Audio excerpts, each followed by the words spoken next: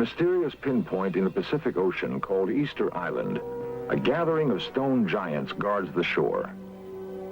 No one knows who carved them, why they exist, or how the 50-ton monsters were put into place. Yet they're here, unexplainable gargantuan pieces in a baffling mystery.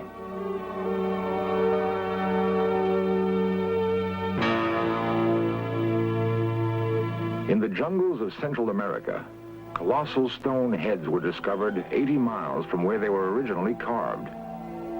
Weighing 100 tons, there is no clue as to how they were transported through dense swamp, nor do we know who moved them to this remote jungle. Long before the Egyptians built the pyramids, someone constructed a vast stone city atop a peak in the Andes. The ruins stand empty and silent. Each carving is a disconnected figure from the past, yet some common origin might join them together. The earth itself bears the portraits of still other giants scratched onto a plateau in California 10,000 years ago. Others were etched with precision into an English hillside long before the building of Stonehenge. The tools to carve and move the giants indicate an advanced technology. There is a place where the knowledge and skills to create the giants may be found: the kingdom of Atlantis. Never before have explorers been so close to finding Atlantis. Never have we possessed as many clues, nor have we been able to bring the detection equipment of modern science to the search. Until now. The broken column may be all that remains of an entire civilization, blasted apart by an incredible explosion. Atlantis.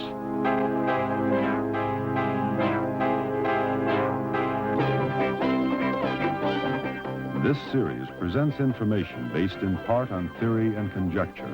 The producer's purpose is to suggest some possible explanations, but not necessarily the only ones, to the mysteries we will examine.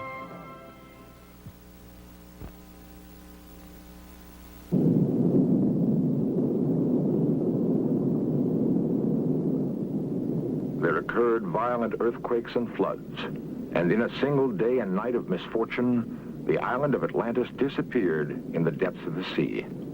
So wrote the Greek philosopher Plato in the year 421 BC. Since then, adventurers obsessed by the tale of Atlantis have searched for traces of the remains of the fabled kingdom.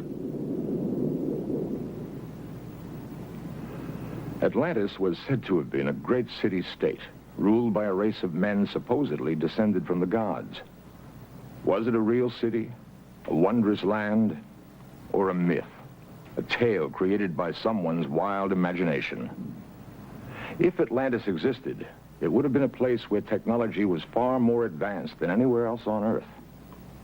To discover such a city, we may use as clues descriptions that can be found in the writings of the great Greek philosopher, Plato.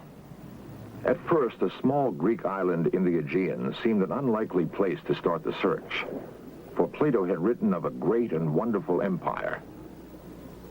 They had conquered almost all of Africa, he reported, and more than half of Europe. Such a kingdom hardly fits the image of a tiny island like Santorini. In 1966, however, the remains of an ancient building were dug from beneath 250 feet of ash and lava. Its broken walls signal the first discovery of a great city.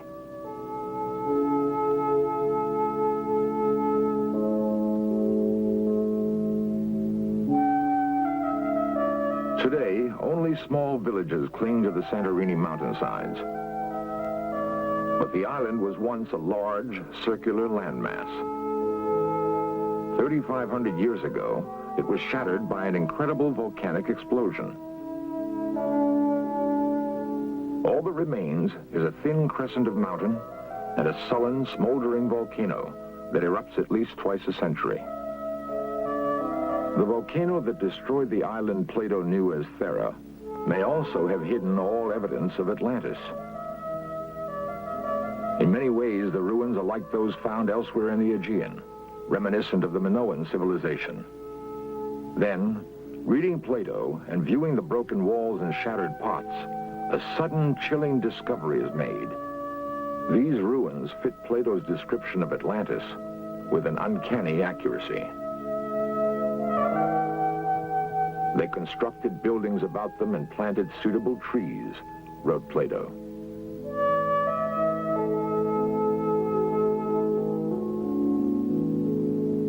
Whatever fragrant things there now are in the earth or woods, or essences which distill from fruit and flower, grew and thrived in that land.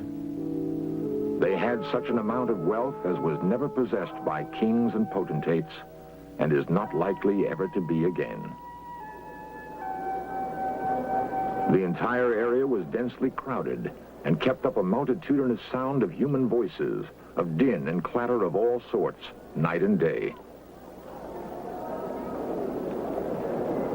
There were the king's baths, and there were separate baths for women, and to each of them they gave as much adornment as possible. There were many temples built and dedicated to the gods, also gardens and places of exercise.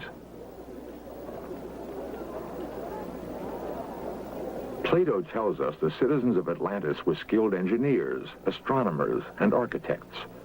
He describes buildings and tools, and time after time we see in the ruins of Santorini the almost eyewitness accuracy of his account. The clockwork gears fished from the Aegean Sea are part of an ancient computer. It was used to plot the course of the planets and stars across the skies of Greece. The first modern computer was built in 1930, yet these gears were fashioned 2,000 years earlier. Based on a highly advanced understanding of physics, mathematics, and astronomy, there's nothing else like it in classical Greek technology, but it may have derived its origin from Plato's Atlantis.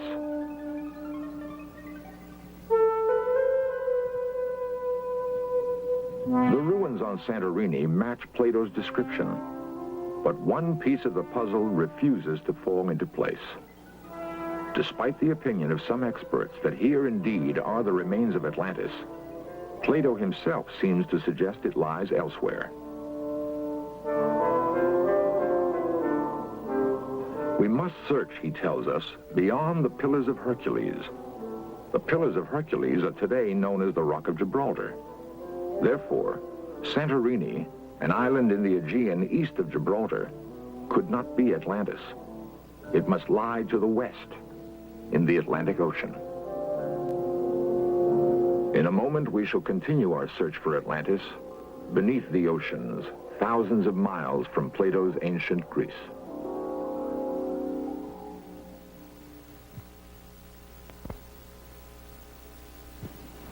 The geography of the Earth is not constant. Dry land was once covered by ocean. What is now seabed was once mountain and forest.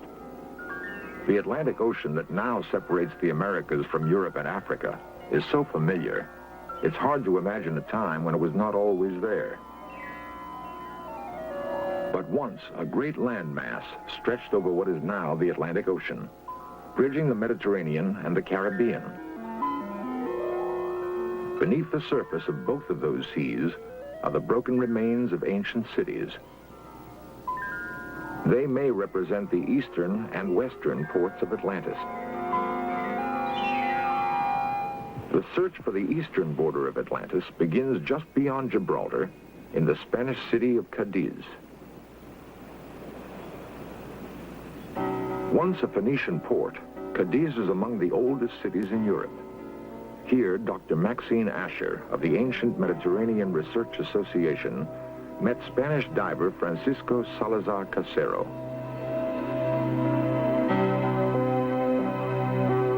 Two and a half miles offshore and 95 feet deep on the continental shelf, Casero found an ancient amphora. It had lain among the ruins of a city, older, he said, than any of the Greek and Phoenician remains in the area.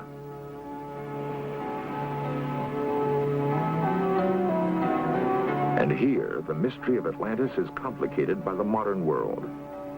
According to Dr. Asher, the Spanish government revoked their permission to dive at the site. Spanish politics, she says, have prevented further underwater exploration off Cadiz. Although halted, the Asher expedition produced a significant find.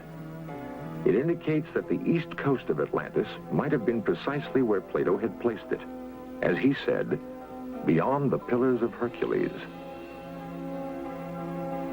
There is other evidence to support Plato's description of an island that was greater than Africa and Asia together.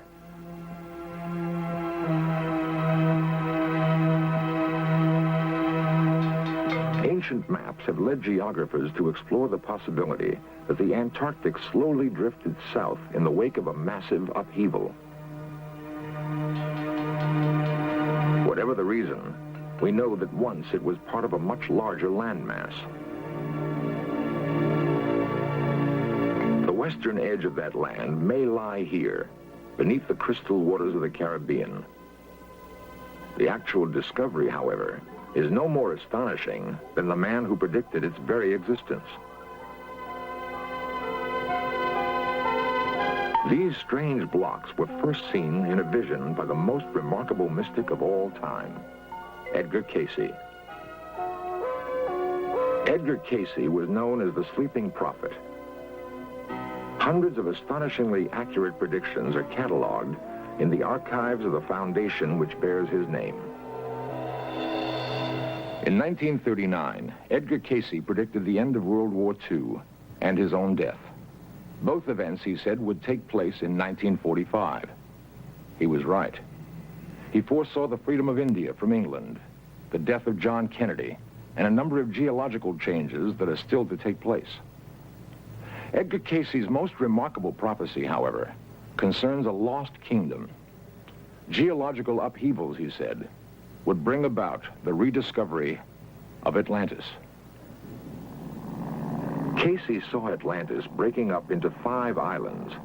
The largest he called Poseidia. And Poseidia will be among the first portions of Atlantis to rise again, expected in 68 or 69. That prediction was made in 1940. In 1967, a pilot flying over the Bahamas sighted a rectangular structure beneath the crystal clear waters. It was precisely where Cayce had said Atlantis would be, under the slime of ages of seawater, near what is known as Bimini, off the coast of Florida. And here they lie, huge white blocks chiseled with incredible precision and covering a large area of ocean bottom. No one knows how they got here 35 feet beneath the sea off the coast of Bimini. But here they are found. 2 possible explanations exist. 1, the stones are the remains of a network of paved roads. 2, they are the tops of huge stone walls that once enclosed the palaces of Atlantis.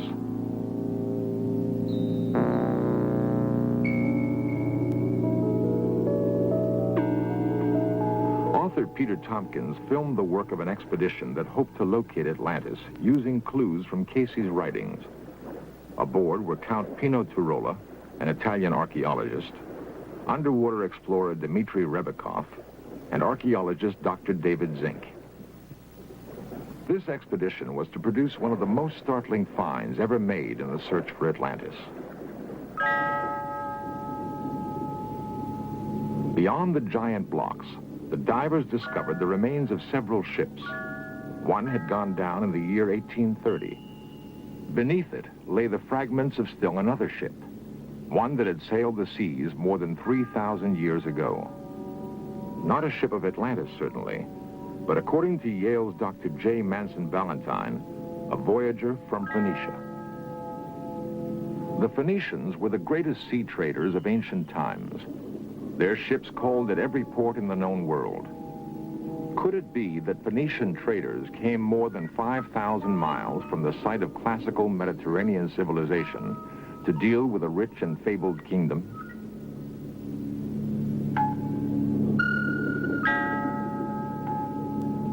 question posed by the wrecks and the blocks of the Bimini Wall remained unanswered as the expedition continued to explore the waters off Bimini.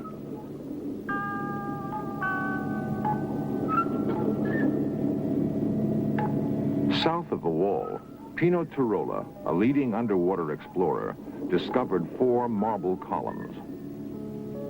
At first, it was thought they were bits of ballast from a wrecked ship.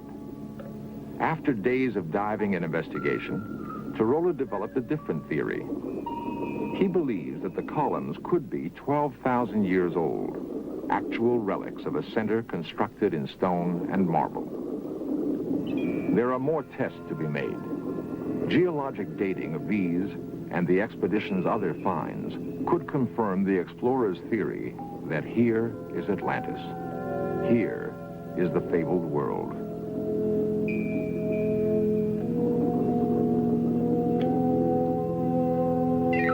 Here, ships may have visited a crowded port. Here, marketplaces may have been filled with the multitudinous sound of human voices that Plato told us about. The din and clatter of all sorts, night and day.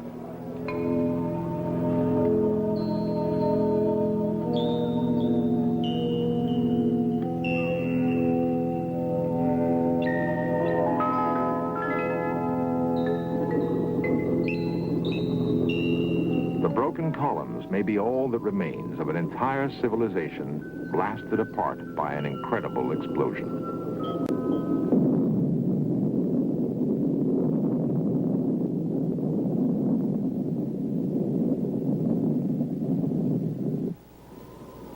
At every one of the sites we have investigated, there are artifacts of a remarkable civilization. But nowhere can we find the remains of the people who once lived in Atlantis. Plato may have explained it when he said the people of Atlantis were warned of impending disaster, and they fled.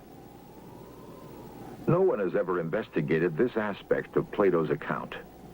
But if it is correct, the clues to where the Atlanteans went next may be contained in the giant megaliths that guard the lonely outposts of the world. At Easter Island, atop the Andes at Tiahuanaco, in the jungles of Central America at La Venta, we can find the final clues to the mystery. These monoliths may tell us where the refugees, the engineers, astronomers, and architects fled, carrying the technology and culture of Atlantis. If so, we can begin to understand why the great cultures of the past bear such striking similarities.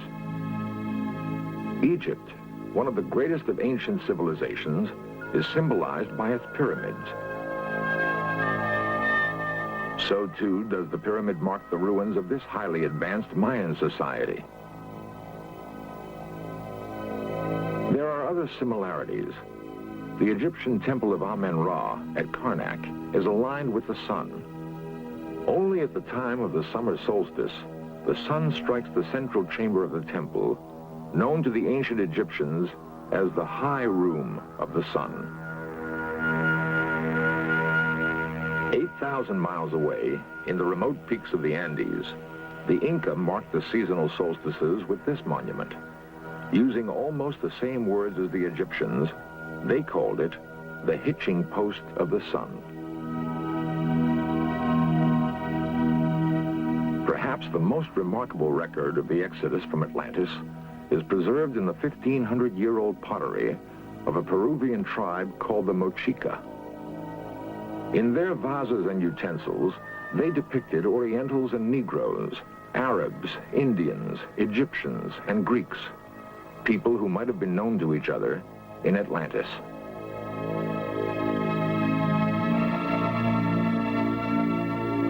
In the stones and bones of the past, we've made a startling discovery. There's a common origin for many widely dispersed ancient civilizations.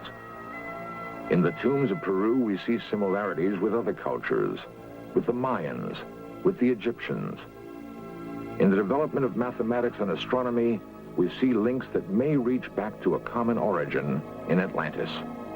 And most startling of all is the shared belief in eternal life.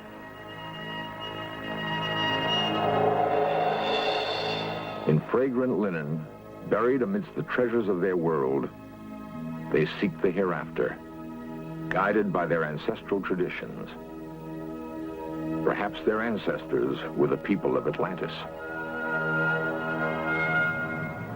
We have attempted to piece together the jigsaw puzzle of history that has been scattered by disaster. In so doing, we've found what may be the only remaining traces of the lost kingdom of Atlantis. Of one thing we can be certain: the memory of Atlantis is no myth. It is history.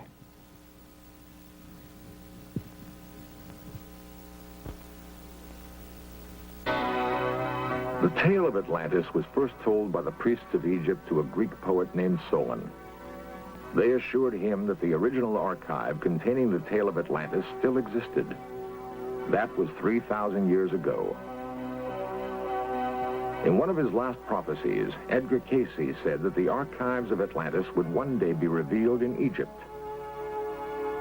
Soon, a new expedition will begin the re-exploration of the pyramids of Egypt, searching among the hieroglyphs and tomb paintings for the absolute proof that once, back before the beginnings of history, a marvelously advanced civilization of human beings once ruled the earth from an island continent called Atlantis.